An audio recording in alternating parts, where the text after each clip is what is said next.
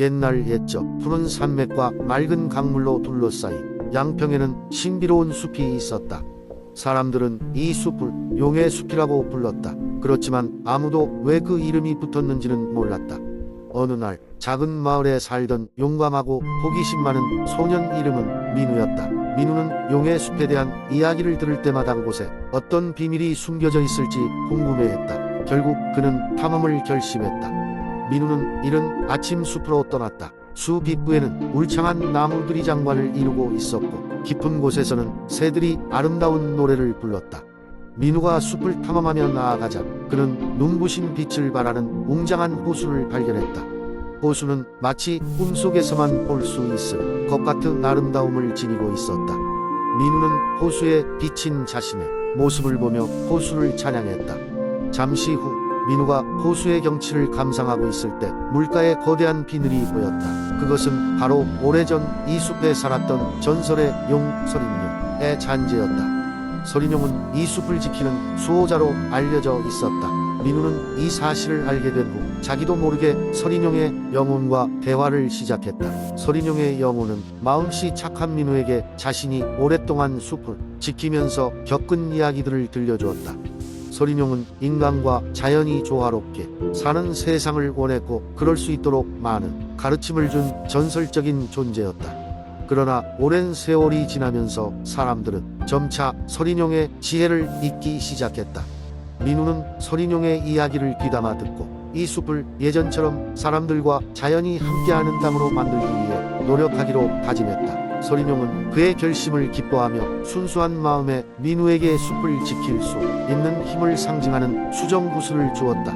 이후 민우는 마을로 돌아가 서린용의 지혜와 숲의 비밀을 사람들에게 전파했다. 사람들은 민우의 이야기에 감명을 받아 숲을 보호하고 자연과 조화를 이루기 위해 노력하기 시작했다. 그리하여 양평의 숲은 다시금 평화로운 자연의 보금자리로 남게 되었다. 시간이 흘러도 민우는 종종 숲을 찾아가 서린용의 이야기를 기억하고 마음 속에 서린용에게 감사의 인사를 전했다. 그리고 그의 이야기는 양평을 넘어 먼 곳까지 전해졌다.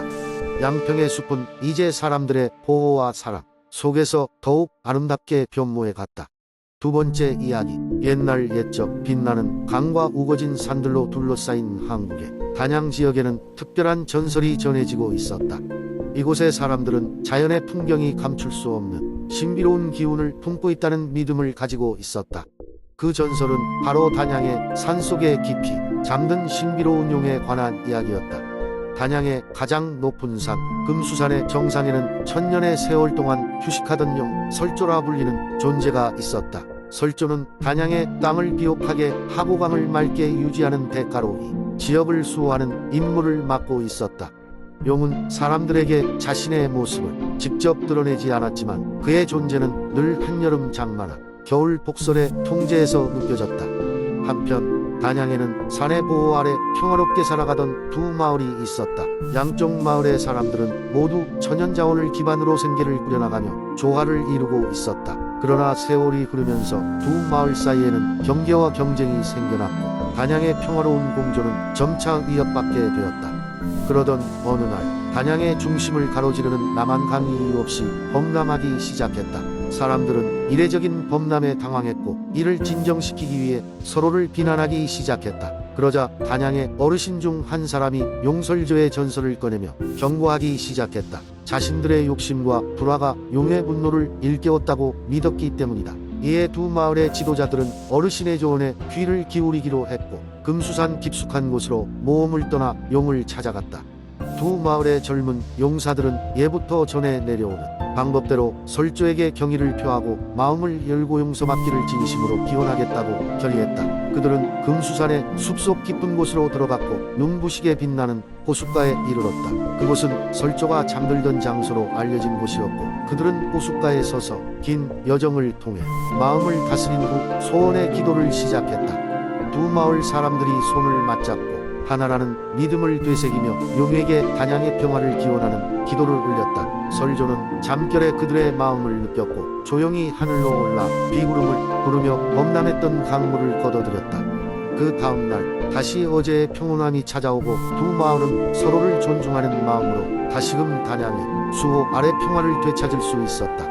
그 뒤로 단양의 마을이 하나가 되어 살아가면서 그 전설의 이야기는 다음 세대들에게 계속 전해졌다. 용설조는 다시 꿈틀거리며 잠에 빠졌다는 믿음 아래 사람들은 자연을 아끼고 서로를 존중하는 삶을 이어갔다. 단양은 여전히 누구도 범접할 수 없는 신비한 힘으로 가득 차 있었고 그 힘은 모든 사람들에게 자연과 조화롭게 살아가는 법을 일깨워 주었다. 세 번째 이야기. 오래전 한국의 옥천이라는 작은 마을에는 특별한 숲이 있었다. 이 숲은 벚꽃으로 가득 차 있었고 봄이 되면 마치 분홍색 바다처럼 피어올랐다. 이 아름다운 숲에는 신비로운 전설이 깃들어 있었다. 숲의 중심에는 커다란 나무가 한 그루 서 있었는데 이 나무는 마을 사람들에게 벚꽃의 수호자로 불렸다. 전설에 따르면 수호자는 매년 봄마다 마법의 꽃을 피워올려 주위 사람들에게 행복과 치유를 선물했다고 한다. 그러나 그러한 마법의 힘은 오직 진실한 마음을 가진 사람에게만 이루어졌다고 전해진다. 어느 해 봄, 마을에 살던 소녀 수지는 수호자의 나무를 향해 깊은 숲 속으로 들어갔다. 수지는 항상 숲과 벚꽃을 사랑했지만 가족이 갑작스러운 사건으로 인해 슬픔에 잠겨 있었다. 그렇게 숲을 지나다가 우연히 눈에 띄는 빛을 발견했다. 그것은 바로 수호자의 나무에서 피어나오는 마법의 빛이었다. 수지는 그 나무 아래 앉아 속으로 소망을 빌었다. 가족의 슬픔을 없애주세요. 제가 할 수 있는 무엇이라도 기꺼이 할게요.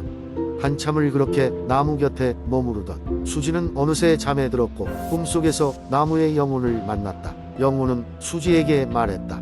너의 진실한 마음과 가족을 향한 사랑을 보았다. 벚꽃은 너에게 가장 소중한 것을 지킬 방법과 함께 행복을 가져다 줄 것이다. 수지는 꿈속에서 깨어났지만 무언가 달라진 걸 느꼈다. 수호자의 나무에서 이슬이 떨어져 그녀의 손에 떨어졌고 이내 환한 빛이 수지를 감싸기 시작했다. 그 이후로 마을에는 기적들이 연속적으로 일어났다. 수지는 가족과 함께 하루하루 작은 행복을 찾으며 많은 사람들이 숲을 방문하게 되었다. 수호자의 나무는 계속해서 그 마법의 꽃을 피웠고 방문한 모든 사람들에게 평화와 기쁨을 나누었다. 어느덧 세월이 흘러 수지는 어른이 되었고 숲은 여전히 마을 사람들에게 행복을 나눠주고 있었다. 수호자의 나무는 수지의 마음의 변화로 더욱 강해졌고 결과적으로 많은 이에게 진정한 사랑과 평화를 전했다. 그리고 그 숲은 이후로 벚꽃의 숲이라는 이름으로 널리 알려지게 되었다. 네 번째 이야기. 옛날 옛적 푸른 산맥과 맑은 강물이 흐르는 조용한 마을 청주에는 특별한 전설이 있었습니다. 그곳은 아름다운 자연과 풍부한 농작물로 유명했지만 마을 사람들은 믿기 힘든 이야기를 오래도록 전해 내려왔습니다. 바로 숲속 깊은 곳에 살고 있는 도깨비와 신비로운 등불에 대한 이야기였습니다. 이 마을의 가장자리에 위치한 깊은 숲 속에는 여러 세대에 걸쳐 도깨비들이 산다는 전설이 있었습니다. 도깨비들은 대낮에는 모습을 드러내지 않지만 밤이 되면 장난기 가득한 모습으로 마을 근처까지 내려와 사람들을 골탕 먹인다고 했습니다. 어떤 날은 농부의 밭에 허수아비를 움직여 놓거나 어떤 날은 장터에 저절로 춤추는 물건들이 발견되기도 했습니다. 어느 흐린 여름날 밤 젊은 농부 정희는 강가에서 일을 하다 일찍 잠자리에 들었습니다. 하지만 한밤중 희미한 불빛이 창문 밖에서 반짝이는 것을 보고 깨어났습니다. 그는 호기심을 참을 수 없어 무슨 일이 벌어지고 있는지 알아보기로 결심했습니다. 정희는 도깨비가 있다는 소문을 생각하며 두려움 반 기대 반으로 속으로 발걸음을 옮겼습니다. 숲속 깊은 곳에 들어서자 불빛은 점점 선명해졌고 이윽고 그가 도착한 곳에는 믿을 수 없이 아름다운 풍경이 펼쳐져 있었습니다. 도깨비들이 은은한 불빛을 내뿜는 등불을 들고 둥글게 모여 춤을 추고 있었던 것입니다.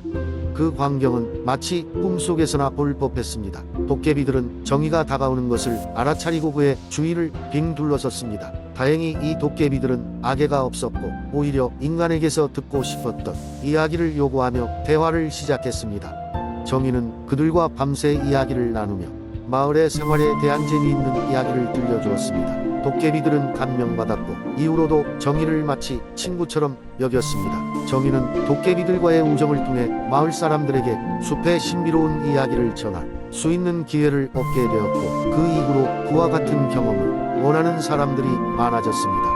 이 전설은 오늘날까지도 청주 사람들 사이에서 전해 내려오고 있습니다. 마을의 젊은이들은 때때로 숲을 탐험하며 혹시라도 도깨비를 만날 수 있을까 기대해 부풀어 걷곤 합니다. 청주의 전설 속 도깨비는 이제 마을의 상징처럼 여겨지고 문화와 전통의 중요한 부분으로 자리 잡고 있습니다. 다섯 번째, 이야기 옛날 옛적. 아름다운 자연 경관으로 유명한 한국의 횡성 지역에는 전해 내려오는 전설이 하나 있었습니다. 이 지역의 중심부에는 은밀하게 숨어있는 하나의 마법의 우물이 있었습니다. 이 마법의 우물은 단순한 물을 제공하는 곳이 아니었습니다. 그 우물의 물은 특별한 힘을 가져 마시는 이에게 소원을 이뤄준다고 했습니다. 하지만 우물을 찾는 것은 쉬운 일이 아니었습니다. 우물은 용두산 깊숙한 곳에 숨겨져 있었고 그 길은 항상 짙은 안개와 가파른 절벽들로 뒤덮여 아무나 쉽게 접근할 수 없는 곳에 있었습니다. 횡성에는 3명의 친구들이 있었습니다. 그들은 각각 용기, 지혜 그리고 친절함으로 유명한 아이들이었는데 이름은 수빈, 하준 그리고 미나였습니다. 어느 날 이들은 곧 떠날 이유를 가진 마을 어르신 이씨로부터 우물 이야기를 듣게 되었습니다. 이씨는 젊은 시절 이 우물 덕분에 놀라운 행운을 얻었다고 말하며 지금 이 세 친구가 이 우물을 찾으면 서로의 가장 깊은 소원을 이룰 수 있기를 바랬습니다. 세 친구는 그들의 모험을 준비하기 시작했습니다. 그들은 나침반, 지도, 그리고 각자의 재능을 가지고 떠나기로 했습니다. 마침내 모험의 날이 도래했고 그들은 용두산으로 향하기 시작했습니다. 처음 며칠 동안 그들은 숲을 통과하면서 많은 자연의 아름다움을 경험했습니다. 하지만 점점 길이 험난해지기 시작했습니다. 안개가 흐르는 날 가파른 절벽이 그들의 앞에 나타났습니다. 여기서 용기 있는 수빈이 먼저 나섰습니다. 우리는 이것을 해낼 수 있어 라고 외치며 수빈은 나무 덩굴을 잡고 절벽을 올라가기 시작했습니다. 하준과 미나는 서로를 도우며 용기 있는 친구를 따라갔습니다. 오랜 시간이 지나 드디어 절벽의 끝에 도달하여 드넓은 평원으로 길이 열렸습니다. 평원 속에서 그들에게 다양한 문제와 마법의 생명체들이 도전해왔습니다. 하지만 하준의 지혜로운 판단이 그들을 계속 앞으로 나아가게 만들었습니다. 그는 이끼 낀 돌의 의미를 읽어내기도 하고 자연의 소리를 해석하여 안전한 길을 찾아낼 줄 아는 놀라운 능력을 가지고 있었습니다. 그들은 미나의 친절함 덕분에 많은 마법 생명체로부터 도움을 받을 수 있었습니다. 그녀는 주변의 모든 생명체를 사랑하는 마음으로 대해 그들에게 필요한 정보를 받을 수 있었습니다. 마침내 그들은 괴상한 빛이 나는 마법의 우물에 도달하게 되었습니다. 세 친구는 우물을 바라보며 각자 속으로 깊이 원하는 소원을 빌었습니다. 잠시 뒤 물결이 고요해지고 우물 속에서 놀라운 일이 벌어졌습니다. 하늘에서 무지개 빛의 빗줄기가 솟아오르며 그들을 감쌌습니다. 그리고는 서로에게 전해지는 따뜻한 기운과 함께 과거와 미래의 꿈들이 눈앞에 펼쳐졌습니다. 우물은 그들에게 각자의 소원을 구체화하여 이룰 수 있는 힘을 주었고 그들은 서로에게 있었던 믿음과 우정이야말로 가장 큰 보물이었음을 깨달았습니다.